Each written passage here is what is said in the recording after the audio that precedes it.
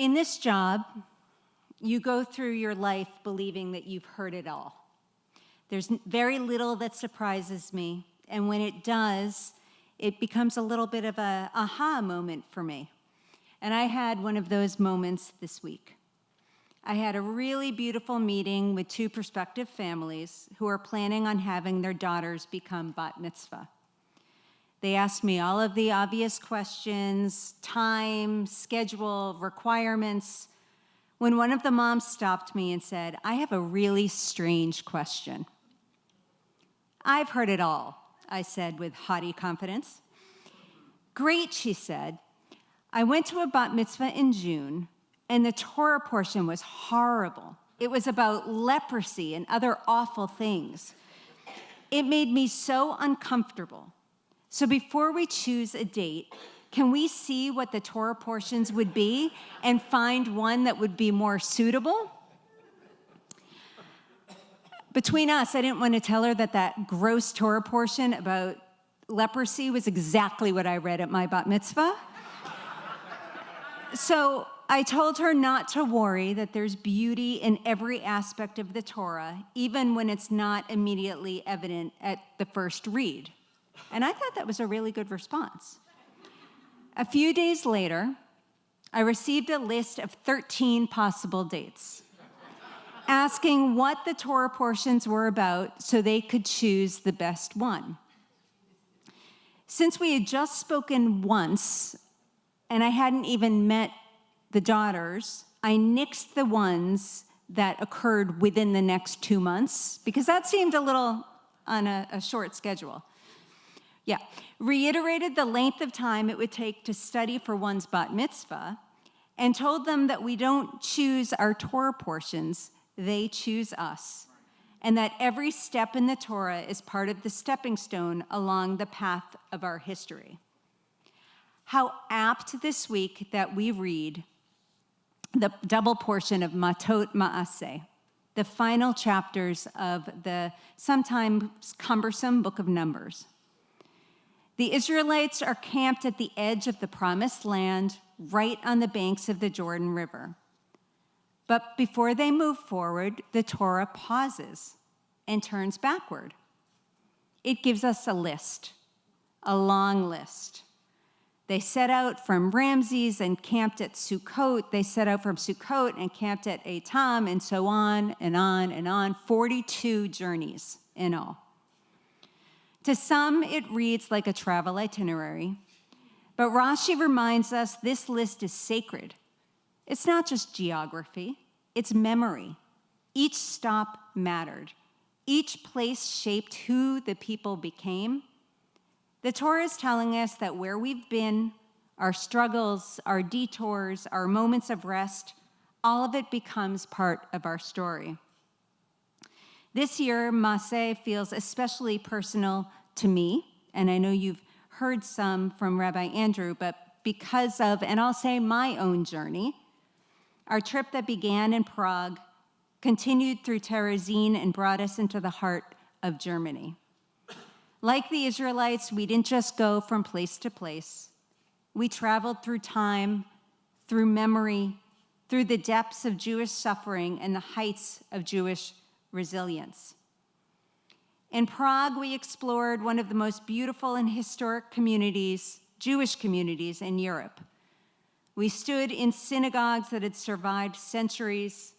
We saw gravestones so ancient and layered they seemed to defy gravity. And we saw something truly amazing: Israeli flags flying proudly from government buildings. In a city once scarred by Nazi rule and communist suppression, this visible support for the Jewish state felt like a promise that Jewish life endures, that our story isn't over. From there, we went to Terezín, a place where the cruelty of the Holocaust collided with fierce spiritual resistance. In this ghetto and concentration camp, children painted, adults taught Torah in secret, and musicians composed symphonies. It reminded us that even in darkness, the human soul and the Jewish soul still shines. And then we entered Germany, a place that truly I had never even considered going before. We stood in Dachau, surrounded by silence, shadow, and memory. And from there, we traveled to the city of Nuremberg, to the very place where the Nazis once held their rallies, where hate was shouted into the world. But instead of hate, we prayed.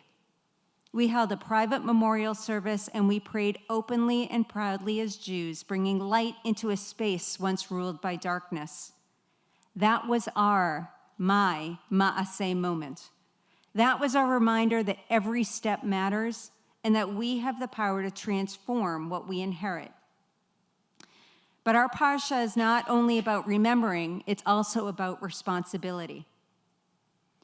In Matot, the tribes of Reuven and Gad asked to settle outside the promised land east of the Jordan.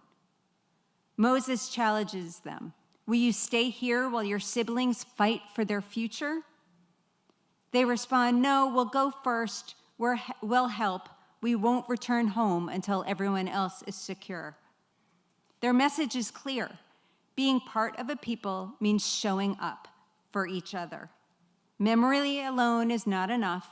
It has to lead to action. And this, too, is part of what I carry from my trip.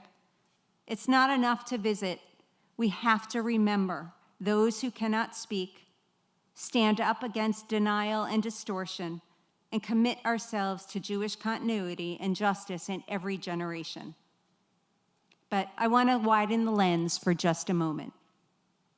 Many of you have traveled this summer, or you're about to, whether across the world or across the state.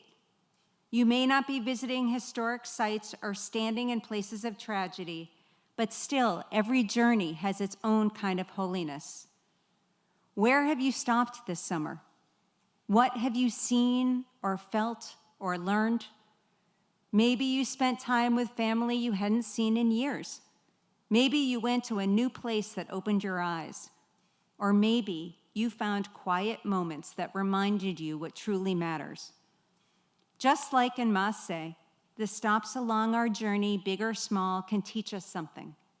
Where we go is part of who we become.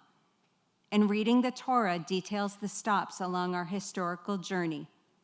Where we go is part of who we become. The book of Numbers ends with these words.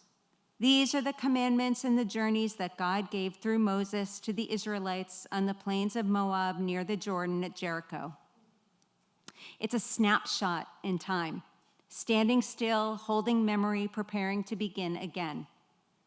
That's where we are too. We've made a journey, we carry its weight, and now we ask, what comes next?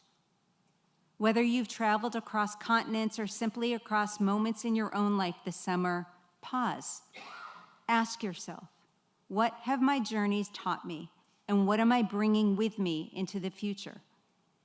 Like our ancestors, we move forward together, strengthened by where we've been and inspired by what lies ahead. We must remember the memories we make, the travels we take, become a beautiful part of our history. So go make some memories with what is left of the summer. Shabbat Shalom.